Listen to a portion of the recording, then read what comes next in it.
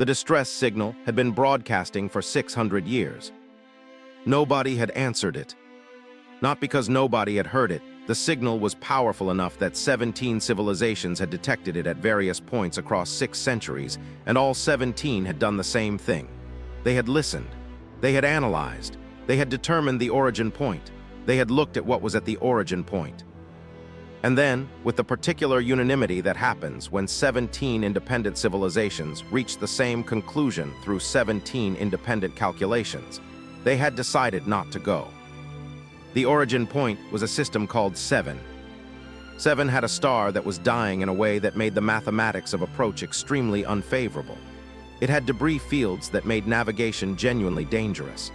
It had radiation levels that required shielding that only 3 civilizations possessed, and those 3 civilizations had looked at the cost-benefit calculation and found it did not favor them.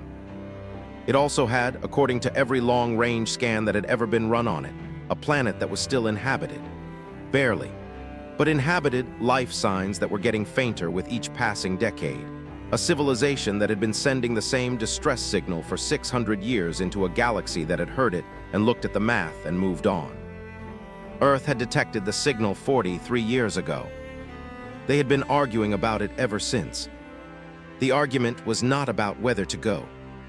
That question had been settled relatively quickly, which people who did not know humanity well found surprising, and people who knew humanity well found entirely predictable. The question of whether to attempt a rescue when 600 years of distress signals suggested someone was still alive had been debated for approximately 3 weeks before the consensus had into something that functioned as a decision even before it was formally made. Of course they were going. The only question was how. The how had taken 43 years. Not because humans were slow. Because the how was genuinely difficult in ways that required 43 years of materials science advancement, propulsion development, radiation shielding research, and navigational technology that had not existed when the signal was first detected and had to be invented specifically for this purpose. Dr. Santos, no relation to the Admiral, a coincidence she had been asked about so many times that she had a practiced response, had spent 19 of those 43 years on the shielding problem alone. Not continuously. She had taken breaks. She had worked on other things. She had, at several points, believed the problem was not solvable with current materials, and had set it aside to let her subconscious work on it, which was a technique that her colleagues found either admirable or infuriating depending on their temperament. She had solved it on a Tuesday morning while making coffee, the way she solved most things, with the sudden clarity that came from not thinking about something directly for long enough that the answer had time to surface on its own. She had set down her coffee, gone directly to her workstation, and spent 6 hours writing up the solution before telling anyone. Then she had told her team. Then her team had told their supervisors. Then there had been 18 months of verification and testing and argument about whether the solution would hold under actual 7 conditions. It would. The mission was authorized. Captain had volunteered for the mission 4 times before it was authorized, and once more immediately after. She was 41 years old, had been flying long-range missions since she was 26, and had a reputation that her colleagues described, depending on their relationship with her, as either fearless or reckless, with the note that the distinction was largely academic because the outcomes were the same. She had read every scan of 7 that existed. She had studied the distress signal until she could recite it from memory in the original transmission format. She had spent 3 years learning what could be reconstructed of the language from the signal itself, a process that the linguistics team described as impressionistic at best, and that described as enough. She knew 3 things about the people on 7 that the official mission briefings did not include, because they were not the kind of thing that fit in official mission briefings. She knew they had been asking for help for 600 years. She knew they had never stopped asking. She knew that meant something about who they were, even though she could not say precisely what. The approach to 7 took 11 days. The debris field was as dangerous as every scan had suggested, and more complicated than the models had predicted, which was also something every scan had suggested, and the models had not adequately captured.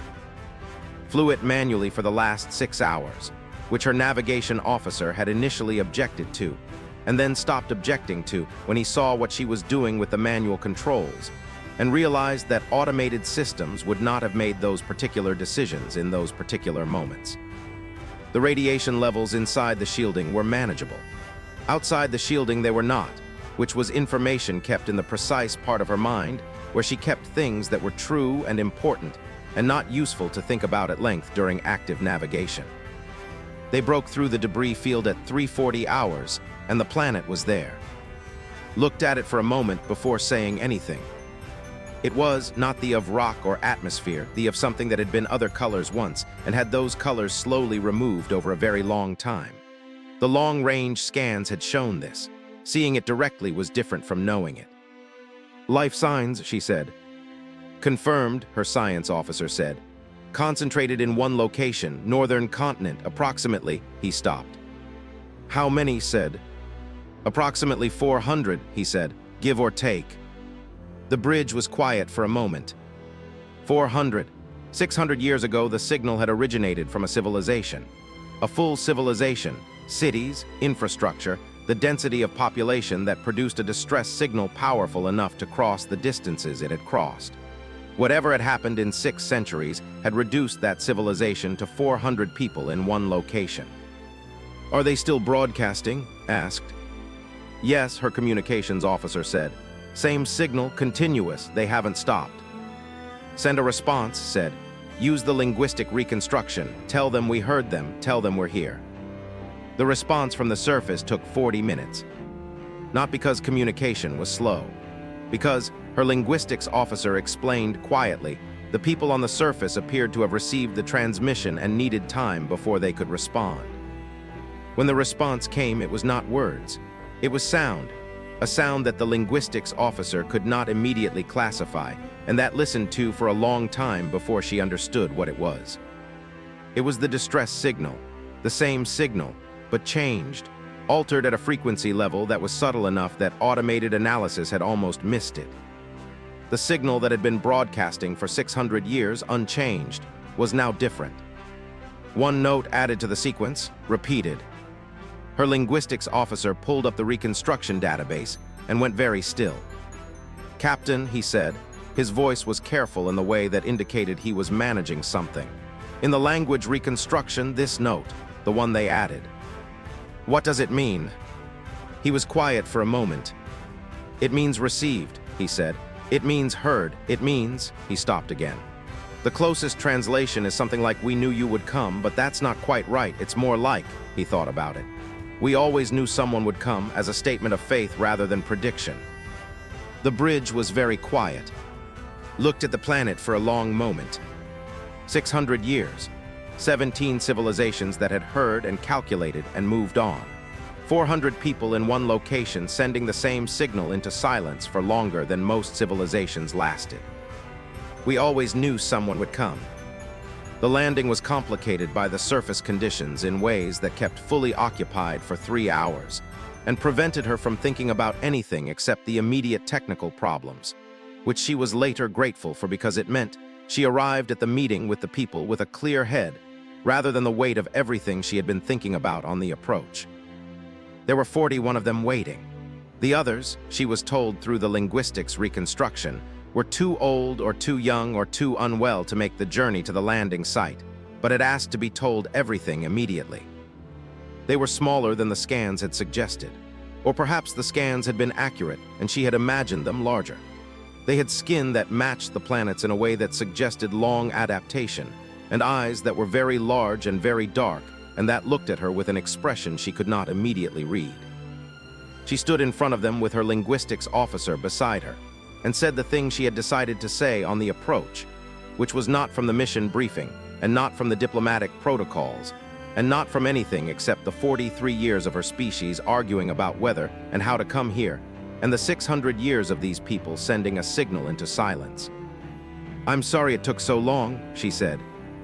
The linguistics officer translated. The elder who had come forward to meet them, old, unhurried, with the quality of stillness that very old things sometimes had, looked at her for a long moment after the translation. Then she said something that the linguistics officer translated with the careful precision of someone who wanted to get it exactly right. You came, the elder said.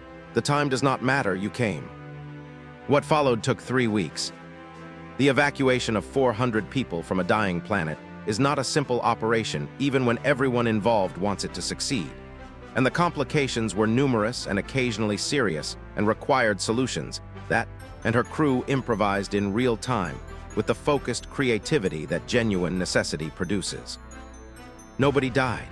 This was not guaranteed at the outset and was, by the end, something that everyone involved understood as the result of a very large number of things going right that could have gone wrong.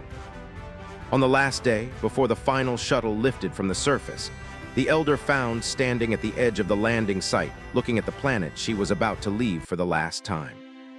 You studied our signal, the elder said through the linguistics officer, for 43 years. Yes, said. Why so long? We had to build the technology to get here safely, said. The shielding, the navigation, it took time. The elder was quiet for a moment. 17 civilizations heard our signal. Yes. They calculated. Yes. You also calculated. Yes, said. We calculated for about 3 weeks. Then we stopped calculating and started building. The elder looked at her with those large dark eyes. Why, she asked. What was different about your calculation? Thought about it honestly. It was a question she had thought about many times on the approach and had several answers to, and was not sure which one was right.